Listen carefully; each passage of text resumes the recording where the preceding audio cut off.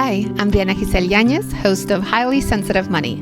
I'm a money coach, certified financial planner, and a highly sensitive person who brings money and social justice together. If you're someone who feels deeply, can endlessly think through how one decision affects everything else, or has ever struggled with all the things that traditional financial thinking leaves out, you're in the right place. In this show, I chat with highly sensitive people on how they handle their money, and with money experts on how they cultivate social justice in their work. Questions? Please go to allthecolors.net and schedule a free 30-minute call.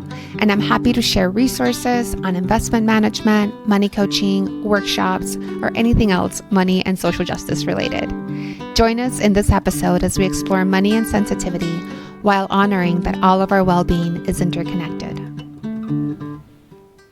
In today's conversation, I'm joined by Kate Carter, a mindset and success coach who works with highly sensitive and introverted entrepreneurs and leaders. Kate brings a grounded, compassionate approach to helping others understand themselves deeply, manage overwhelm, and step into authentic leadership. Her own journey began with transforming a lifelong experience of anxiety into personal empowerment, and today she supports others in doing the same with a trauma-informed, psychologically rich approach. She's certified in positive psychology, neuro-linguistic programming, and cognitive behavioral therapy, and brings over 17 years of experience in education and leadership to her work. What I love about this conversation is how real and tender it is. We talk about the hidden layers of masking sensitivity, especially in leadership roles, how money conversations can trigger old wounds and learned patterns, and the unique challenges and gifts that sensitive people carry when making financial decisions or running a business. We also explore tools for grounding and self-awareness, like anchoring techniques and learning to walk gently through long grass when forging new paths with money. Thank you, Kate, for being here. It's a pleasure to see you. I know that since you're in London, the time difference between us means that it's early morning for me, late in the day for you. Thank you for coming. Thank you. Thank you so much for having me. I really appreciate it. I first found out about Kate just Googling highly sensitive people who coach, who do podcasts. I listened to a couple of your podcasts and I just thought it would be great to have you on just to talk about high sensitivity and the coaching work that you do. So again, I appreciate having you on here. And if you could introduce yourself and your work to the audience, please. Yeah, of course. So I'm Kate. I am a coach for highly sensitive entrepreneurs and leaders. So I have been on quite a journey over the last 5 years. I'd say 7 years unofficially, 5 years officially.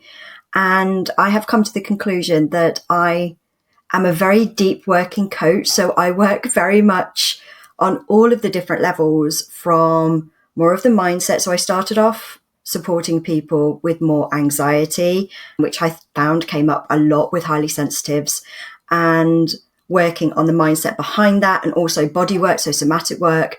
And then I moved over to more of the mentorship in terms of building your own business. And that's kind of where I found the sweet spot. But then I also do support leaders who are also highly sensitive, just in businesses, in corporate, because I'm a huge believer that we need more compassionate, more sensitive, more deep thinkers making big decisions that are going to drive our future. Definitely. And one of the biggest gifts of being highly sensitive is all of the connections that we see, how empathetic we are. And it is pretty common, between 20 to 30% of the population is highly sensitive. Do you have any ideas of how, is that the same? Are we like equally represented in leadership? Do you find that 20 to 30% of us are in leadership? My experience is that it's lower. And obviously this is just a snapshot of my kind of world and who I see and who I work with. It's definitely lower, but there's an interesting percentage of people that mask it. So they don't even realize they have it. They are very much trying to be somebody they're not, and they're exhausted and they're burnt out and they're overwhelmed and they don't know why. And sometimes that comes up in anxiety.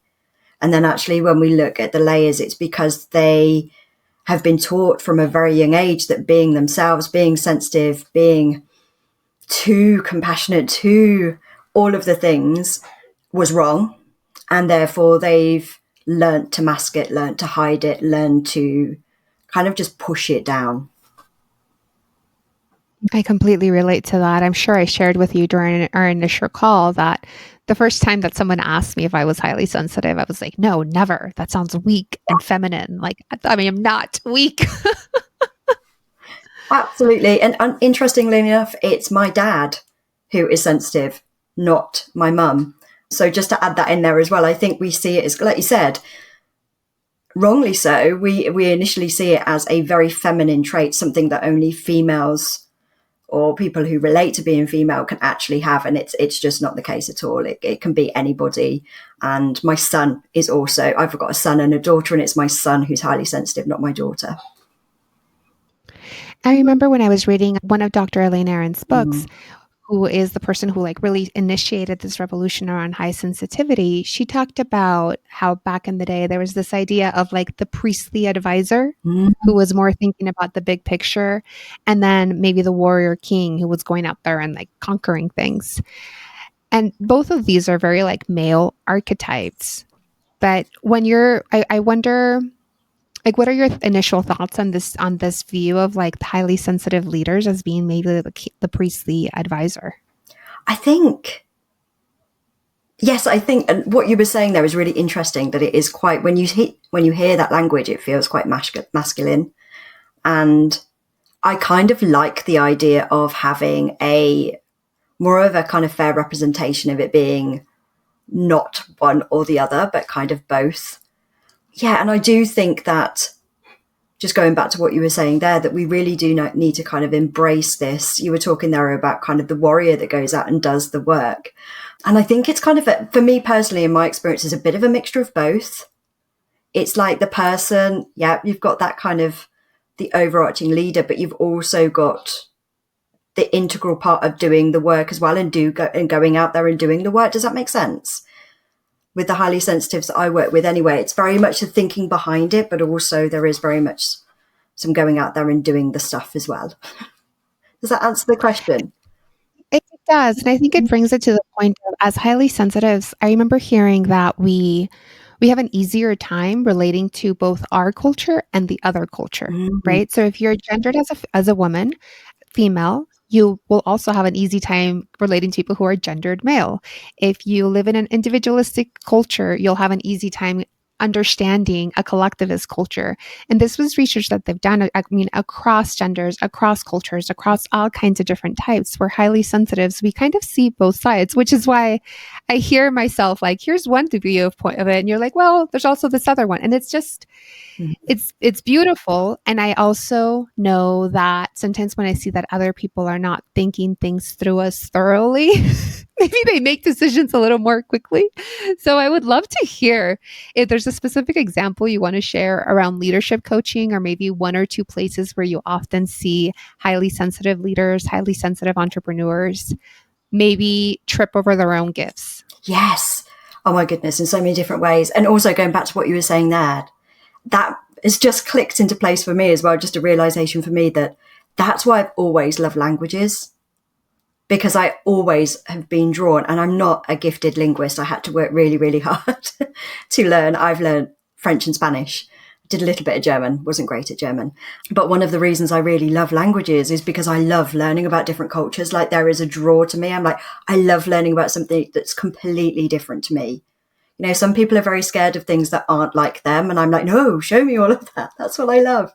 So that just really clicked into place for me as you were talking. Yes, as an example as well, I think for leaders, whether it's in entrepreneurship or business, one of the things I see to be so true is what I like to call these kind of rabbit hole thinking.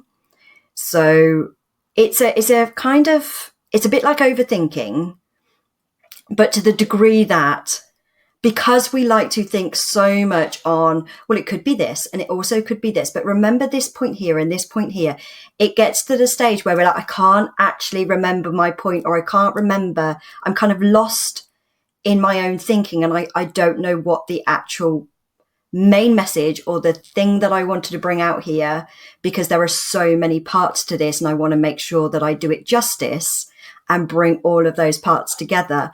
And I find sometimes we have to, that's why coaching is so great, because you get to be that reflection for that person. Okay. And you can kind of see, right, I hear this is actually more important to you than this, even though this feels like it's something that's important. When you're talking, talking more about this. Let's explore that more.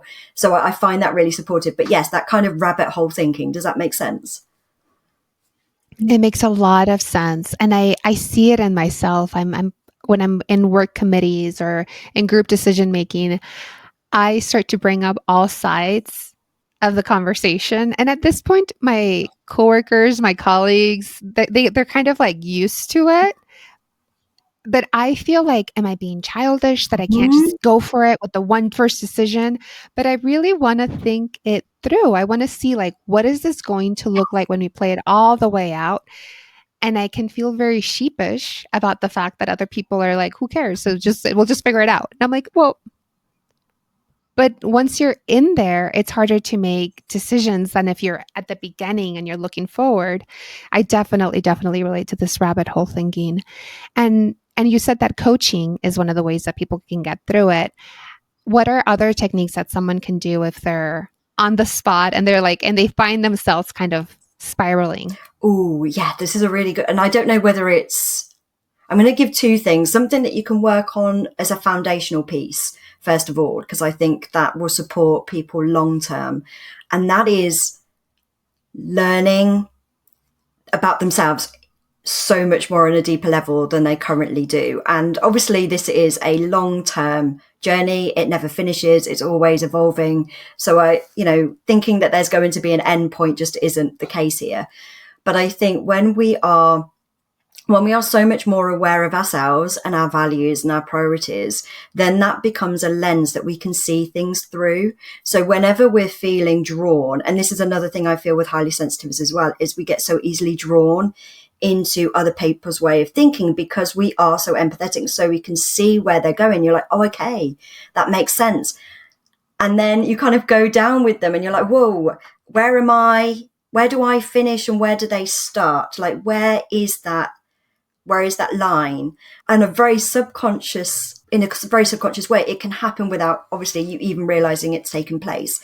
And then you're down a line or down a pathway and you suddenly realize, oh my God, I'm doing things that actually maybe I started out with a good intention, but I'm now here and I think I've just got led down a pathway rather than it being something I intentionally wanted to stand in, if that makes sense.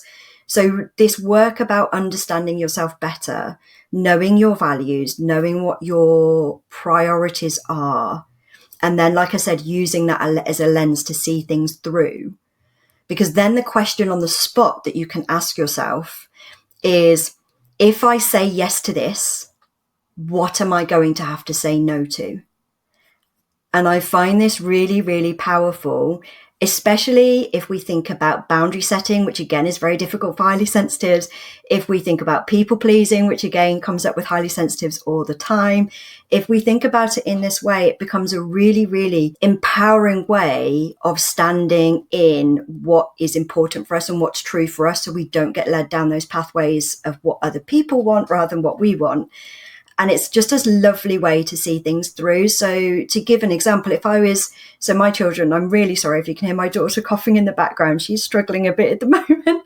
So my family and spending time with my family is a huge priority for me. And I have previously been a very big people pleaser and not very good at setting boundaries. And so this has been life-changing for me, is if I get asked to do something. So if I get asked to do a podcast or I get asked to do a session, or like I've done quite a few retreats and things like that. If I get asked to do those things and this is one of those questions I ask is, okay, if I say yes to this on this particular day, what does that mean I have to say no to? And if it means I have to say no to spending time with my family, being there, say my daughter, my son, my husband has got something on that day, it becomes a really easy decision for me to then say, I'm really sorry, I would love to do this, but I'm going to have to say no. That's it's strong, right? Because if I say yes to this, what am I saying no to as an entrepreneur? especially in our first few years, that can feel really difficult because any opportunity is a perfect opportunity, right? It's an opportunity. And I'm thinking about a couple of opportunities that were offered to me this week, and I'm thinking, what am I going to say no to? I've found myself in a bit of a trap of saying no to free time, Mm, which is not in the long term sustainable. I'm in that spot of like being aware of what I'm doing and not yet sure how the behavior is going to shift. But I love that framing. I have to like put that up somewhere where I can see it. If I say yes to this, what am I saying no to? And I find that for myself and maybe for many people, it's just the fear that another opportunity won't come by. absolutely. And I think this comes with practice. I think with anything, and as I'm saying this, I always see the difference between confidence and self-trust. And I always think the confidence here is something that gets easier and easier with practice. Like confidence comes with practice. The more you do this, the more confident you feel with saying no, because you know that actually it allows you that time to be present for the things that are important to you, your priorities that are important to you. And just by that shift, in my experience and working with the clients I do, you always find another way, another opportunity that comes away. And for the majority of the time, it's a better opportunity that comes. Yes. And when you said the term self trust, it makes me think of the guidelines I've given myself around this is when I'm open for client meetings, this is when I'm open for networking, and having the trust that I'm not going to then open up more sections of my calendar. Absolutely. And I've done it before when I first started out, when I'm thinking, I opened all of my calendar, all of the evenings, weekends as well. And my husband was going, Kate, this is ridiculous. Like, I don't see you. The kids don't see you. And I was like, I know, but I can't say no. Yes, yes. And it's a gift, right? I'm at that point in my career, in my business and my career. Whereas before, maybe I did have it all open just in case someone at some point wanted, and now I'm like, it's consistently Yeah. booked. Like Yeah. I need to close it Yeah. down. I'm the one that's like making this happen. Yeah. Well, I really appreciate this kind of like mise en scène of what it is that you do, how you got to this work. Well, actually, we didn't actually get to how you came to this current point of your career. If you could just give us like a brief overview of Yeah. maybe the twists and turns into becoming a coach that focuses on highly sensitive leaders. I will absolutely try and keep it very, very concise. In a nutshell, I had a panic disorder from the age of 10, and I struggled. I struggled a lot. And I came to a head when I had my daughter, who she's just over 9 years old now. I had a huge breakdown after I had her. It was a very difficult pregnancy. And basically they made me have her early because they were worried she wasn't growing and that she was going to be in trouble. So that was a lot of pressure that I put on myself, my body. And then when she was born and she was actually out, it was a bit like, oh my God, somebody else can support me. It's not all on my body anymore and me to kind of provide for her. And I think just the release of that, and they always say, don't they, that your body catches up later. So your mind kind of processes it at the time and deals with it because our brain is great at doing that. It makes it difficult. I can go into that in so much detail. But when something like that, which, it's a relatively traumatic event, your brain kind of deals. It goes, okay, we're just going to move on. We're just going to keep doing, we're going to distract ourselves. And our body eventually just catches up and it goes, no, I need to kind of process this in a different way. It's not, I haven't dealt with it in a bodily way, which is where the somatic practices come in, which were so important for me later. And I just had a complete and utter breakdown.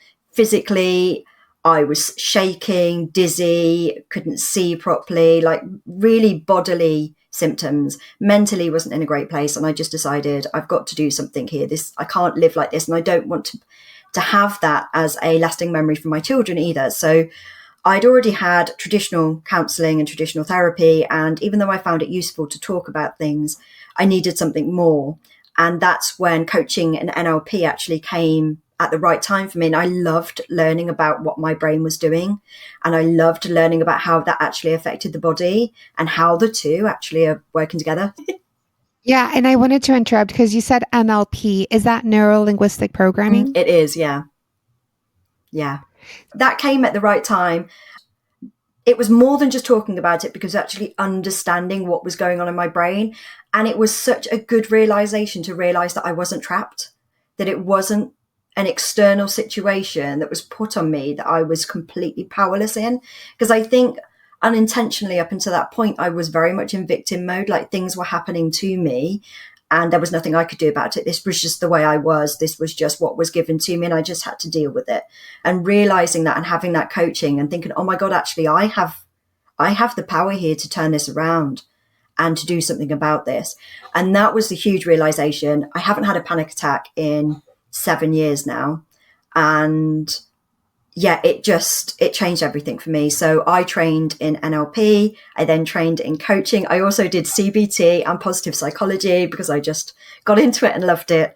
And that's kind of where it started. So I was so obsessed with, you have the power, you can do this, that's kind of the passion and the drive. And then everything else is just kind of snowballed from that. That's beautiful. Thank you so much for sharing like what brought you to coaching. It's often those really difficult things that shake us up. And then when we rebuild so much stronger and many times with so much more awareness. Thank you for sharing that. No, you're more than welcome. Yeah, it was definitely a huge realization. High sensitivity is definitely a main part of this podcast, but money is also a main part of this podcast. And I want to, again, start at the beginning, just creating context for those of us that are highly sensitive, that love context. Can you tell us about the financial background of your childhood and how it may or may not affect the work you do today? Yes, this was one of my biggest struggles when I went into business. I would imagine, I always think about like big traumas and little traumas. There is quite a lot of little traumas around money for me. When I was growing up, money was the only thing that created tension and anger and arguments in my family. So I came from a very loving family. I'm very lucky. But money is linked with anger, confrontation, abandonment, because at times my mum and dad would argue so much and my mum would just leave and we'd be like, where's mum gone? I don't know. When's she coming back? I don't know. It was tough. As you were growing up, what was your relationship with money? Were you always very vigilant of it? Were you avoidant? Yeah, so I was having this conversation with my husband the other day, who's been such a fantastic support for me through this journey with money. My mum and my dad are lovely people, both in their own right. I love them so much equally, but they're very different. So my mum is very loud in a loving way, but she's loud. My dad is very quiet. My mum was the one that money is to be spent. You have money, you spend money. That's what it's there for. Live, live, live. Enjoy, joy, joy. My dad was the stable, no, you save. You look after yourself, you protect. It was all that kind of security side of things. But because my mum has the louder voice, I never really learned the lessons from my dad because he never shared them. So I knew how he felt, but because he wasn't heavily vocal about it, it was always my mum's voice that was louder. So I think as I grew up, the way that I dealt with it was just put my head in the sand and deny it. Like if it was money, let's just not look at it. Let's just ignore the fact that it's there. I don't want to check my bank account. I don't want to check anything. So it was just denial, put my head in the sand. Wow, that sounds like quite the combination, because such a loving experience of your childhood, and at the same time, this like opposites attract. Mm-hmm. And you grew up being just like, that's a topic that's difficult, so let's not look at it. And as we were preparing for this interview, you shared that actually your husband has been a big part of your transformation around money. Yes, he hasn't, in the nicest possible way, he hasn't let me get away with it. So he doesn't take away any of the responsibility for me. Like he doesn't take it away. He's actually given it to me. So when we first got together, and he's had to really, really chip away at me in the nicest possible way, because it has not been easy. Because what happens is, and as you do when you've experienced something like, when we have childhood kind of experiences, you either completely do the opposite or you tend to reflect. And because it was such a point of confrontation and anger for me whenever anybody spoke to me about money.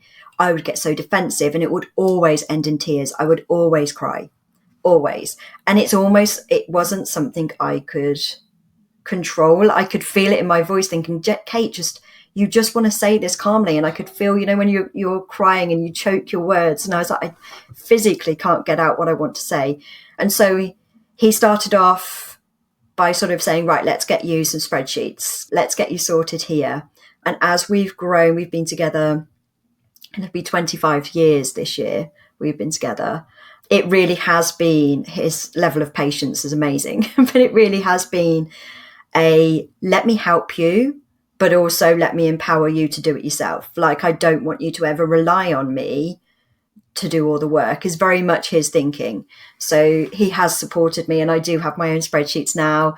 And we do things like we make it fun. So each weekend we look at the groceries and what we need to buy. And Willow was like, oh, where have we got the deals this week? Let's have a look. And then we kind of make it fun. So we're looking at ways to kind of be frugal, but in a fun kind of way. Yeah, I mean, money is we're in touch with it all the time. It's such a key part of our relationship or of our life, right? From the time that you understand what money is until you lose cognitive capacity or you die, you're going to be in relationship with money. And it's so beautiful to hear how your partner just helped you come into the topic. And I want to normalize that. I don't know if it's more so for highly sensitive, but for everyone, money is one of the leading causes of mental health stress. Absolutely. And because it's related to our survival, it's very easy for us to go into like fight, flight, freeze, fawn, right? For us to kind of go into very maybe childlike response to it or very fearful response to it.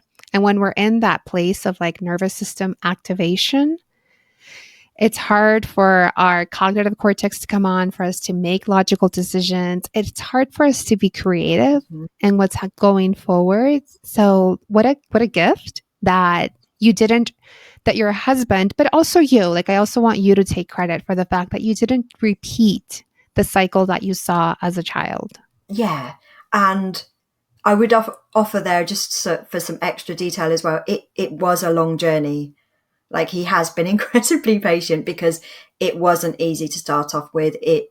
I did get very defensive and it was almost like, no, just let me sit in denial. Like, I don't want to bring this to the surface. I don't want to discuss it. Just please leave me in. It's almost like, please leave me in peace. And very much like that fight, flight or freeze. I would argue at some points I definitely went into, it was like my reaction anyway, I know from my history, is to flee. Like, just go and hide somewhere. That is generally my response.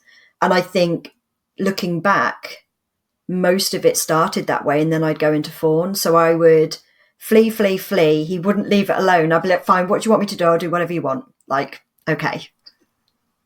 So it was actually taking that. And that's what he was saying, is I don't want you to do what I want. I want you to do it your way. And it was actually building that as we went through. Yeah, so I'm now at the stage, like I said, it still is. I wouldn't say it's easy for me. It's still one of those things that I have to kind of go, okay, I'm going to sit down and look at my finances today. I'm going to put some music on. I'm going to get some really nice, like, cup of tea. I love chai. So I'm like, right, get myself a nice chai. And I'm in the moment. Let's make it fun. Let's look at all the things I've done this time with the money. And that's kind of where I'm at with it now. And I actually put it in my calendar, like, let's have a look at my money this month. So yeah, it's been that kind of journey. What did it feel like to get an email from me out of the blue? Hey, do you want to talk about money and record it and share it with the world? Honestly, I said to my husband, I went, oh, this is going to be quite a tough one. This is going to be, because I can talk about brain, mindset, body, anxiety, panic, sensitivity. And I'm like, oh, never spoken about money. Yeah. Yeah. And how's it going? Just checking in. Yes, it's going okay. Slightly warm, but I'm okay. And I love that you mentioned several times that you had to make this fun. You learned how to make the money conversations fun, the money activities fun. I'm curious about your neurolinguistic programming, right? So, like, imagine that you were coaching yourself with your training and neurolinguistic programming, what are some of the things you would say to yourself when working with someone who like became immediately fearful around this topic? Yes. And ironically, this is what I always joke about, because my husband really struggles to understand what I do. It doesn't matter how many times I try and explain it, but ironically, he makes a great coach. It's just so ironic. And because these are some of the questions that he asks. And again, it's one of those things that I'm like, yes, I know. Do what I say, but don't do what I do, that type of thing. But yes, with neurolinguistic programming, I would encourage everybody to start with an anchor. I love anchoring. It's such a beautiful, beautiful way of creating safety within the body, because like you were saying earlier, once you realize that actually money, yes, is a thing and we interact with it every day, but it goes deeper than that, and it is about stability and it is about security, and at the end of the day, it's about safety. And I now know, looking back, that that's what it was triggering. I just never was safe. It didn't feel safe to talk about money, to have money, to spend money, to receive money, just all of it. And so anchoring is just where you really ground yourself. I don't know if you know about an anchor. So it's where you ground yourself into a feeling of safety. And it starts off in the mind, but then you bring the body on board as well. So you tap into this is the way that I go into it with clients, because normally for most clients, it's something brand new. So we start with a memory that feels really safe, like something that feels safe, protective, secure. And they just sit in that memory for a bit. So what was happening? How were you feeling? What could you smell? Because smell is ironically one of the senses that doesn't, for a better word in simplistic terms, it doesn't go through the kind of like the same processing system that the other senses go. It goes straight to the brain. And that's why smells can be really powerful and take us back to memories, because it doesn't go through the same process. Just side note there, I find that fascinating. So That is it's good. So bringing on things like, what were you smelling at the time? What were you hearing at the time? So bringing all the senses into that. So you're really kind of fleshing that memory out. And then once you've got that, and sometimes that can take practice because it's brand new for some people. And then once you do feel that you can just tap into that at any time, we bring the body on board. So, okay, when you're in that memory, how does that feel in your body? Like, where does it feel? And sometimes for me, it's always in my kind of center, and it feels like a warmth. There might be some tingles coming out. It's that kind of description about the bodily feelings that go with it. Because again, you can think yourself safe, but your subconscious won't take it on board unless you actually genuinely feel safe. So that body safety is so, so important. So if you can bring that into body, and some people need extra things to help that. So they might want to give it a color. Like, does it have a color? Does that help you to see it and to feel it? Does it have a shape? Sometimes, again, that helps just to give a little bit of extra kind of groundedness to it. But once we've got that, that's a true anchor, and something that the more you practice, the more you can delve into it anytime you need it. So that's kind of something that you can really embody at any point. And then sometimes I get people to do sort of a forefinger to a thumb, like almost like a tap, almost like a little like taking a little photo, like a snapshot of that particular moment.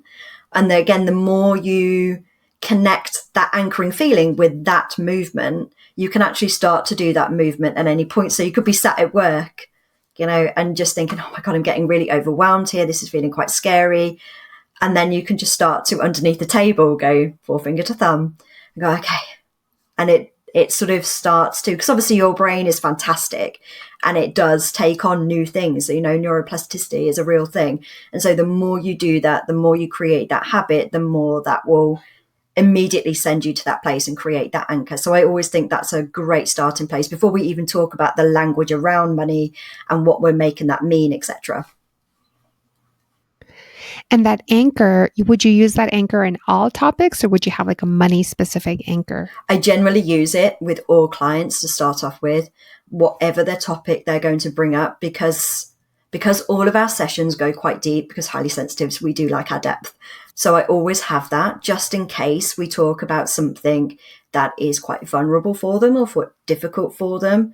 We can, like I always say, we've got like a dial. And if we need to, we might want to dial it up a little bit just to kind of see stretchiness wise, how does that feel? But if it gets too much, we've got the option to dial it back down, tap into the anchor, reset, and then kind of just what we call break pattern. It's just sort of we break that particular train of thought so we can get back to that anchor, resettle, ground ourselves before we then sort of move on again. I love that. One of the things that I've heard of that's similar is like an exercise that brings us into our five senses, like five things you see, four things you hear. I don't know if I'm going to remember this correctly. Maybe it's three things you touch, two things you smell, one thing you That's it. taste. Yeah. Just coming into the here and now. Okay. So so you would have, and I imagine that when you started to learn about NLP and you started to go through this transformation that you've been on for it sounds like the past 10 years, did your money relationship start to shift more then? Like, when did you start to bring your training to money, if at all? I think it's been the one that I've been most, that I've struggled with the most, if that makes sense. Because I always think it's so fascinating that even though we sit in feelings, emotions, situations that we don't necessarily want, if they're a learned pattern, which obviously mine was around money, it was a learned pattern to be scared of it. It was a learned pattern to deny it and just pretend it wasn't there. Even though I didn't like that, there was, for my brain, there was comfort in that as well, because that was just my pattern. And with patterns, there comes comfort. So even though I didn't want it and I wanted to change it, there was a part of me that didn't, because it was an ingrained pattern that I actually did find comfort with. Like you do get something out of your patterns, even if we don't want to admit it all the time. So it was the one that I think is the last one. And it's very much, I feel like I'm very much in that journey still, in much of a better place, but still in that journey of almost like unpicking and rewriting. But because it was such an ingrained and also very like triggering emotionally, like it was, I know it's obviously, I'm very aware that I'm very privileged, but even in my little brain doesn't know that. And so for my little brain, it was really scary, that time of just having those kind of abandonment and just anger, and as highly sensitives as well, when we feel a lot, it was very difficult to compartmentalize all of that.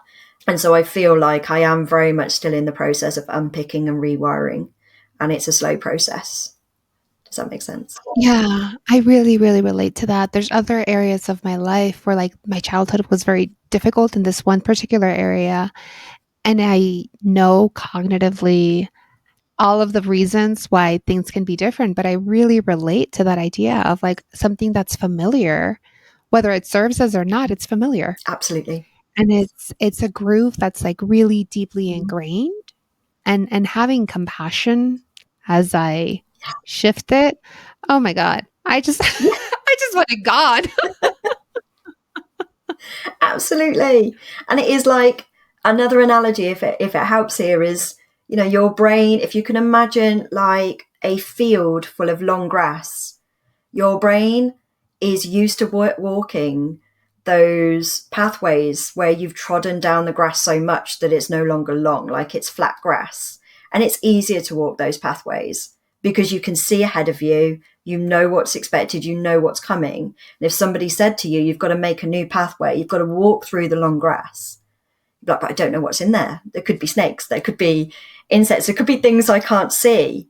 Like, it doesn't matter, you've got to walk there. And that's the kind of, if that makes any more sense, it's asking your brain to do that. And your brain is like, no, I know that I'm going to meet something at this known pathway. Later on, there's going to be, I don't know, something I don't like, but I know that I'm expecting that. I know that's going to come. And with that comes comfort. If you're asking me to turn around and go somewhere new, that's too much. That's too scary. I love that metaphor, because you might look at that path with the worn down grass and be like, I actually don't want it. I'm so bored with that path. And yet it is so difficult. I mean, I find it in myself day to day. I shared earlier how difficult it is to say no to things. So I often find myself working at times when I'm like, this is not when I want to be working. And yet I know what work feels like. Mm-hmm. I know what it looks like. I'm so excited about the projects that I'm working on. And, I stay on that known path.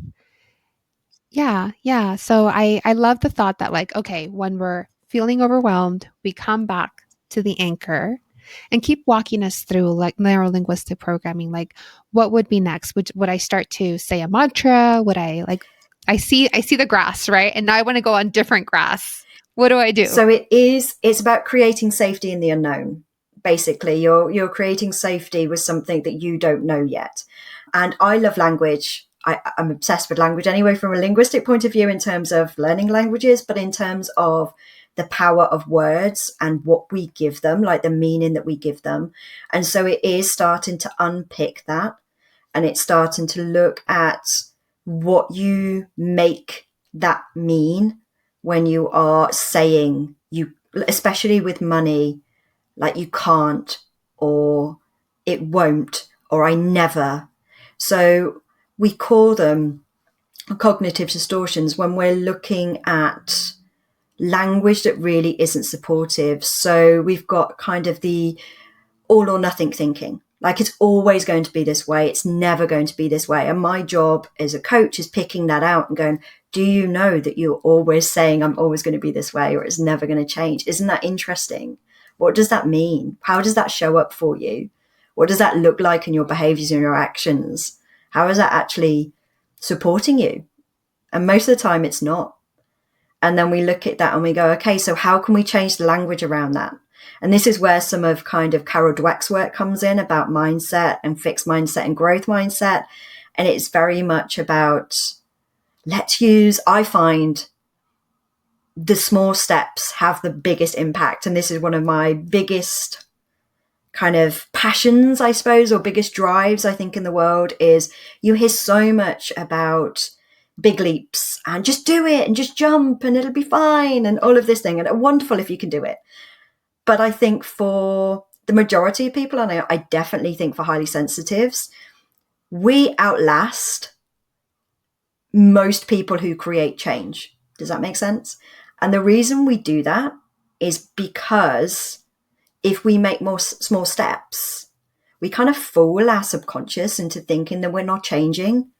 So we're like, no, I'm not changing. It's a bit, if we take the grass analogy, it's like, no, I'm not going over to the new grass. I'm just gonna fold this little bit of grass down.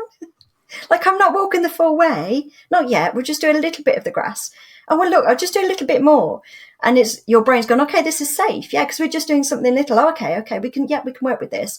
And so you actually fool your brain into thinking that it's safe, that it's okay. And it's by these small steps. It's by looking at the language that we're using.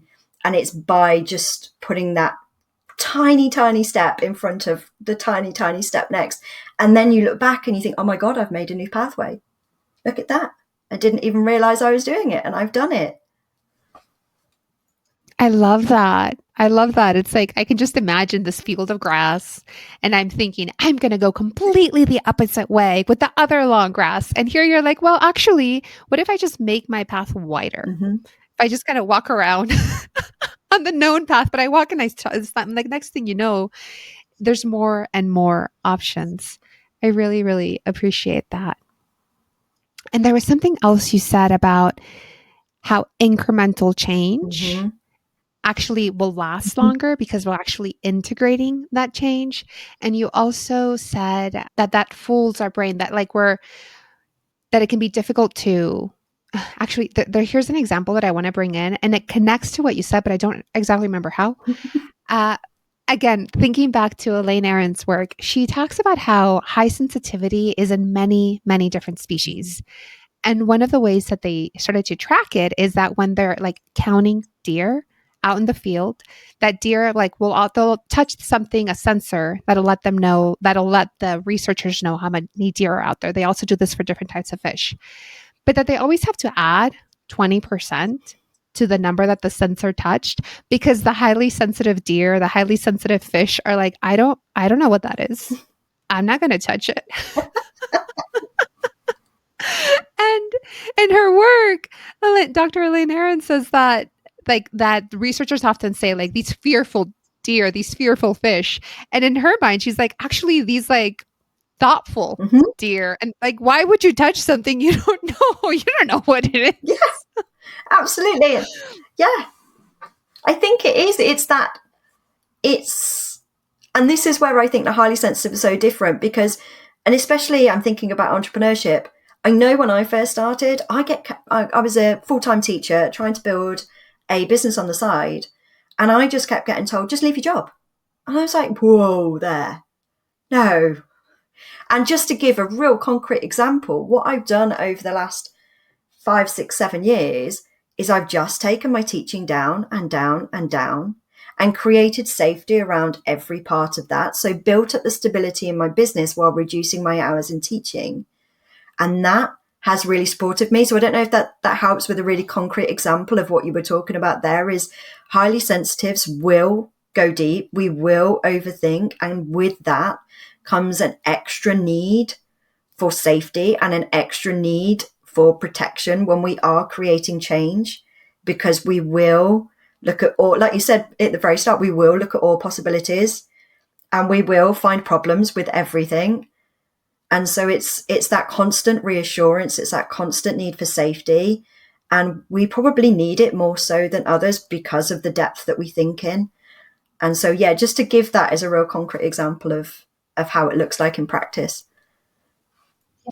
When we're talking about making changes and having like broadening that grass that we're comfortable walking on, I also hear the term of titration, right? Of like really going into what's scary and then coming back out. Mm-hmm. Do you use titration in your coaching or a version of it? I suppose in regards to the dial up, dial down that I was talking about earlier, very much. So my way of approaching this is the small steps that I was talking about, like tiny steps sometimes, the dial up method of stretching the bubble. So I always imagine that we've got these bubbles and the bubbles are our comfort zone. And we know that we don't learn and we don't grow in our comfort zone, but the bubbles are stretchy. And when I'm working with somebody, what we really want to do here is we want to stretch the bubble, but we don't want to pop it. Because if we pop it, we're going to send ourselves into fight, flight, or freeze or fawn. So we're always looking at ways of stretching and leaning into our edge, but then we might come back a little bit. And again, that's where we bring in the anchor and we go, okay, so we'll stretch it. How does that feel? Do we need to come back into an anchor here? Can we delve a little bit deeper? And again, I use so that kind of method, but then with the language as well. So very much looking at some of the language they were talking. So earlier I said about like the all or nothing mentality. You've also got the catastrophizing. So people who sort of look at things and it's always worst case scenario. What are some of the others? We've also got kind of worst case scenario was always one of mine. Black and white thinking. So all of that, all or nothing. Those are the main ones. What about comparison? Because sometimes I remember at the beginning, I was like, if I wasn't so sensitive, if I could just power through, if I could have a stronger no. Yeah. Comparison's huge. And I think as well, comparison, but with an edge with highly sensitives, because I don't know what your experience is, but mine is definitely comparison to the degree that we put everybody else on a pedestal and ourselves lower. So we always assume everybody else knows what they're talking about. Everybody else has got the answers. And I think this is, we were talking about earlier about where we really do thrive in a way because we can see everybody's perspective, and that makes us really compassionate and understanding, which is a beautiful trait. But the flip side of that is we look at other people's viewpoints and assume that everybody else knows best and that we don't. And so we end up putting people on a pedestal on us. I always look at it almost like they're up here and we're down here. And so some of that work is just bringing the balance back into play and saying just because they know something, it doesn't mean you don't. And that self-trust, coming back to that self-trust and the difference between self-trust and confidence being something that you practice and you get better at something, whereas self-trust is something you can have from the start. but it's something you need to lean into and to understand and to embody. Does that make sense? It does. It does. Confidence is something you build, and self trust is kind of like an inner knowing that when I need to rest, I'll allow myself to rest. I'll give myself rest. And not everybody exercises that. I think a lot of people, I think everybody has that. Everybody has that inner knowing and that inner understanding of what is best for them in a situation or what is going to support them the best. But I don't think we always listen to it. And so I think the self-trust work sometimes is actually leaning into that. I know from my personal experience, when people started to talk to me about what was your gut feeling, what's your body saying, I remember thinking, I have no idea what you're talking about. I don't listen to my body. I don't even know what it's saying. What do you mean, listen to your body? Because there was such a disconnect between my body and my brain. And that's why the somatic work I think is so important. But really bringing that back into play here and having that understanding of how they both work together. And it's such a beautiful relationship when they do work together. Yeah, I think I don't know if I've answered the question there. No, and that's bringing me to think about we live the Western society as a whole is pretty like intellectualized. We mostly live up in our head. Mm-hmm. And as highly sensitives, we do have more access to our bodies, right? Often, like the highly sensitive quizzes will talk about like our clothes scratchy, our noise is overwhelming, is light blinding. And I love to remember that on the positive side is the breeze like incredibly soothing and calming, you know? Absolutely. Yeah. Does the sunlight fill you with endorphins? You know, that's like the positive Yeah. side of being highly sensitive. And ending on like a very positive side of highly sensitivity, it's like my way of being is so delicate to different shifts on the downside and on the upside.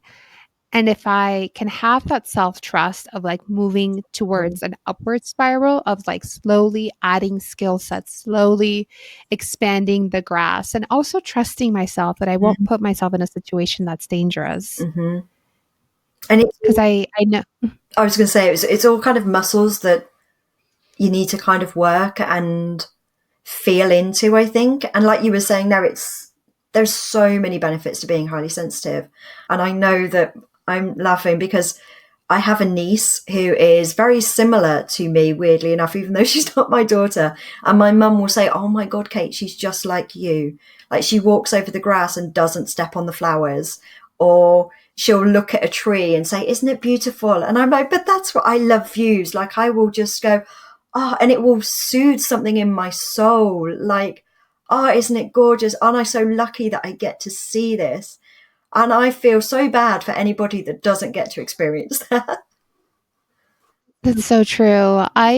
The apartment that I live in, the first time I stepped into it, I was like, the light shines in so beautifully. And that tree in front of me is like a jewel, like a crowned jewel, because it's so full.